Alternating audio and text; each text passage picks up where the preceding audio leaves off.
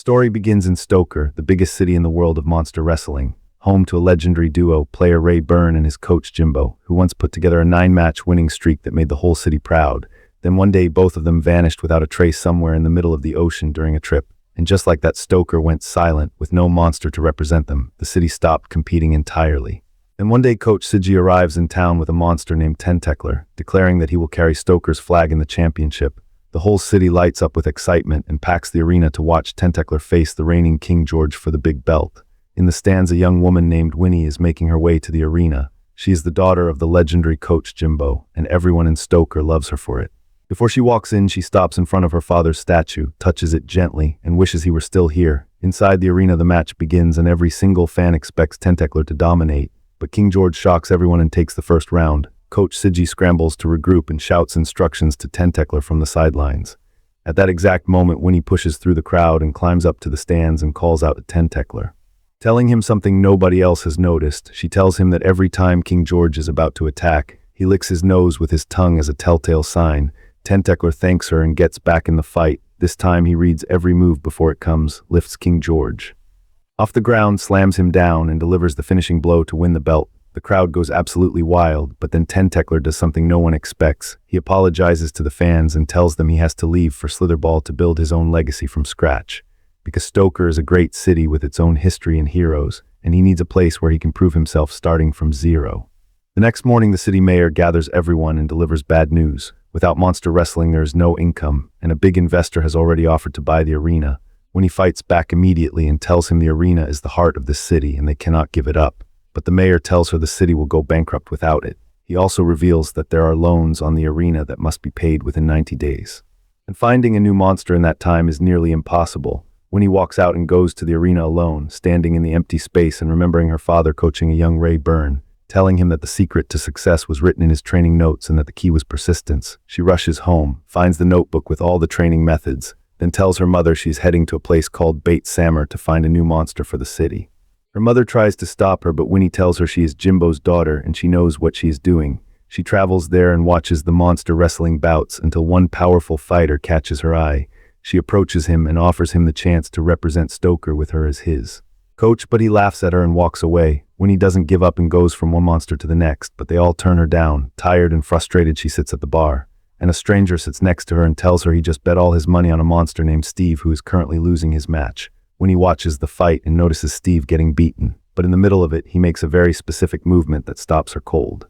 She recognizes it immediately because it was a signature move of Ray Byrne when he was young, and in that moment she understands that this monster must be Ray Byrne's son. She calls out the name Ray and Steve freezes, visibly shaken that someone knows his real name. The distraction causes him to lose focus, but accidentally his opponent ends up getting knocked out when a platform swings and hits him. Steve wins the match despite everything. His boss storms out furious because she had paid him to lose, and now he owes her all her money back. Steve agrees because he is scared of her, but Winnie steps in and introduces herself, telling Steve she can help him earn the money he needs. Steve insists his name is Steve, not Ray, and that he doesn't know what she is talking about, but his reaction already confirmed everything when he tells him she wants to take him back to Stoker, and he erupts, telling her no one can know his real name or that he is the son of the great Ray Byrne, and that is exactly the confirmation Winnie needed. She tells him to forget about the name and just go by Steve, and proposes that she trains him to compete in official matches representing their city, which would earn him enough to pay back his debt. Steve laughs it off, but with the boss demanding her money and no other option available, he agrees to go with Winnie. The next morning they arrive in Stoker and head straight to the arena. Steve walks in and goes quiet. Everything is exactly as he remembered it from when he was young, memories of Ray Byrne flooding back to him. Winnie lays it all out for him, telling him they need to win matches and earn money to save this place. Steve tells her coldly that he will do whatever she says because he needs the money and nothing more.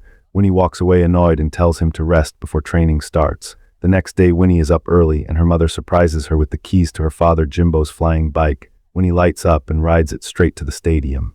She tries to wake Steve up for training, but he refuses to get up and tells her he does not need any preparation because he is ready for any match right now.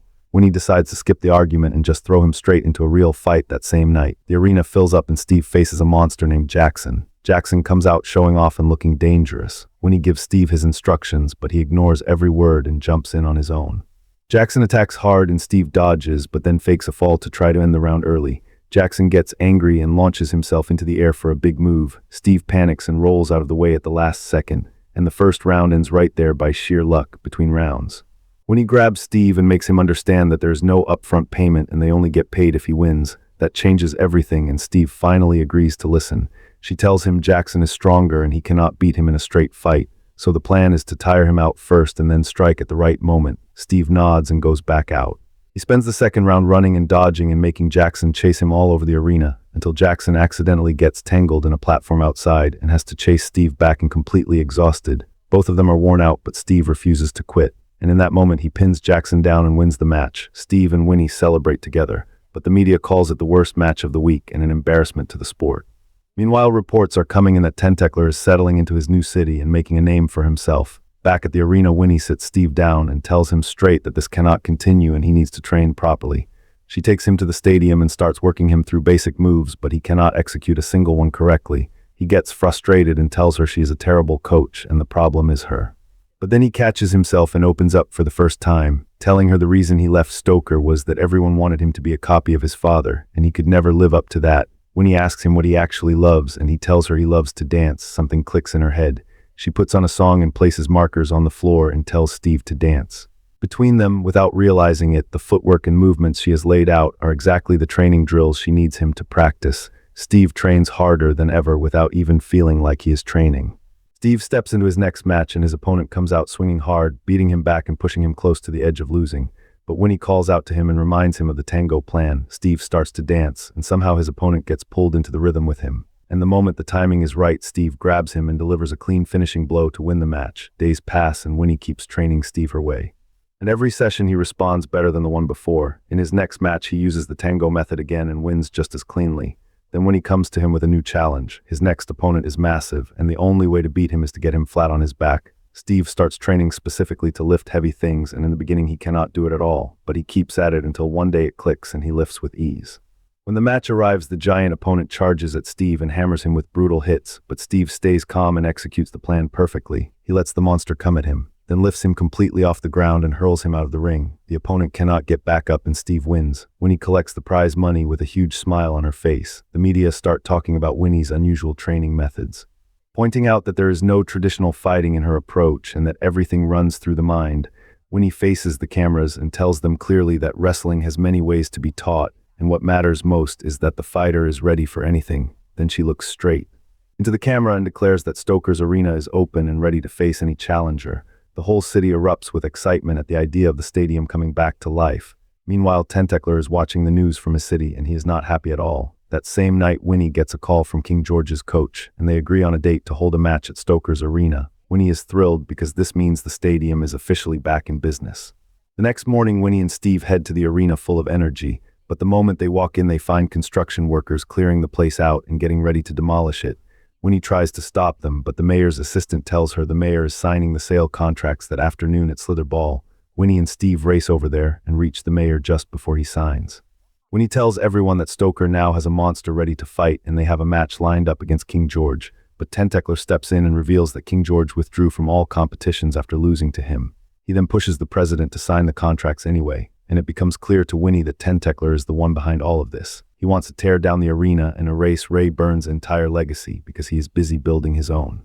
The contracts get signed and the deal goes through. Coach Sigi walks over to Winnie and twists the knife further by telling her it is a good thing Jimbo is not around to see how she trains, then walks away without another word. Winnie is completely crushed. She sits alone and Steve comes and sits beside her. She tells him she has disgraced her father's name and everything he stood for. She hands Steve the money he needs to pay off his debt and asks him to go back to his city, then gets up and leaves. Steve goes back and pays the boss what he owes her. She immediately tries to rope him in again and tells him to throw his next match, but Steve ignores her completely. He goes to his locker and opens it and finds an old photo of himself with his father, and in that moment he makes his decision. He is not going to walk away. He goes straight back to Winnie and tells her they have to stop the demolition. Winnie lights up the second she sees him and thanks him, and together they head to the arena. Meanwhile, Tentacler and the president are already inside setting up the explosives. Tentacler presses the detonator and waits, but nothing happens. Because Winnie and Steve had already cut the wiring before they arrived, Steve walks straight up to Tentacler and challenges him to a match face to face. And for the first time in front of everyone, he reveals his real identity, announcing that he is Ray, the son of the great Ray Byrne. The shock ripples through everyone in the room. Winnie seizes the moment and pushes Tentacler to accept the challenge before he can think twice. She tells him it will be a 3-round match, and if they win, the arena stays with Stoker. Tentacler agrees immediately because he is completely certain he will win. Winnie throws Steve into the most intense training of his life, and the first sessions are brutal, and he fails over and over, but he keeps showing up every day until he conquers every drill with ease. Winnie looks at him and tells him he is ready. On the day of the match, Steve dances his way into the ring and the crowd watches in fascination. Winnie pulls him aside and tells him this is the most important fight they have ever had. The first round begins and Steve uses his footwork to dodge every one of Tentacler's attacks with his head, which drives Tentacler absolutely mad. The round ends with Steve still standing and Winnie breathes a huge sigh of relief. She tells him to stick to the plan no matter what. At the same time, Siggy is in Tentacler's corner pumping him up and running their strategy. The second round starts and Tentacler goes after Steve with everything he has, landing heavy blow after heavy blow until Steve can barely defend himself. Tentacler grabs Steve by the throat and starts choking him.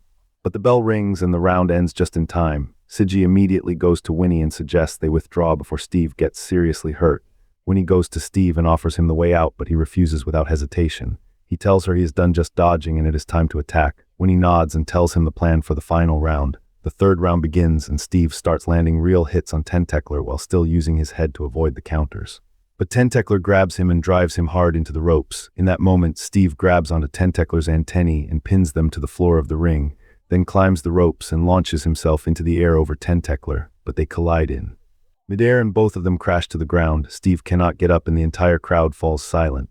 Then every single person in the arena starts cheering his name, louder and louder, and something in Steve wakes up. He gets to his feet, grabs Tentacler by his antennae, swings him around the entire arena, throws him across the ring, and follows up with a single devastating punch that puts Tentacler down for good. The crowd goes completely wild as Steve stands in the center of the ring and receives the championship belt.